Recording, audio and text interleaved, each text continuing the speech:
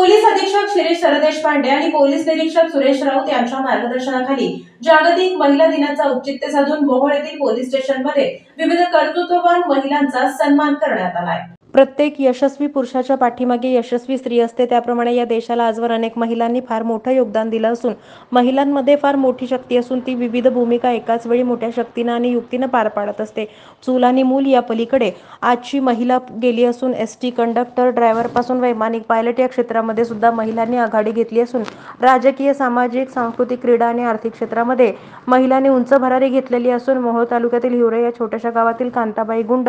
या महिलेनं समाजाला काय दिलं यापेक्षा मी समाजाला काय देऊ शकते ही विचारधारा घेऊन समाज ऋण मुक्त करण्यासाठी आजवर कशाचीही अपेक्षा न करता निस्वार्थ आणि निरपेक्ष भावनेतून हजारो मोडलेले संसार जोडण्याचं पवित्र कार्य केले। अपघातातील अनेक गरजूंना मदतीचा हात देऊन त्यांना सेवा देण्याचं काम इमाने इतबारी त्या करतात। या सर्व समाज सेवेची नोंद घेऊन कायद्याचे रक्षक असणाऱ्या पोलीस बांधवांनी गुंडताईंच्या कार्याची दखल घेऊन जागतिक महिला दिनानिमित्त मोहोळ पोलीस स्टेशनमध्ये त्यांचा विशेष सत्कार केलाय। त्याचबरोबर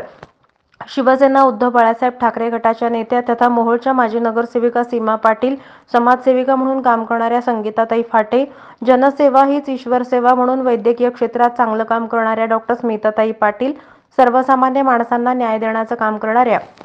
सहाय्यक पोलीस निरीक्षक अंजना फाळके मॅडम, त्याचबरोबर शारदा घोळवे, मालती देशमुख, सुतार मॅडम, तरटे मॅडम या सर्वांचा जागतिक महिला दिनाचं औचित्य साधून विशेष सन्मान आणि सत्कार करण्यात आला। या सत्काराला उत्तर देताना या रणरागिणींनी समाजानं महिलांकडे बघत असताना चांगला दृष्टिकोन ठेवून बघावं, महिलांना फक्त महिला दिना दिवशीच मान सन्मान न देता कायमस्वरूपी तिला सन्मानानं समाजामध्ये स्थान द्यावं अशी अपेक्षा व्यक्त केली आहे।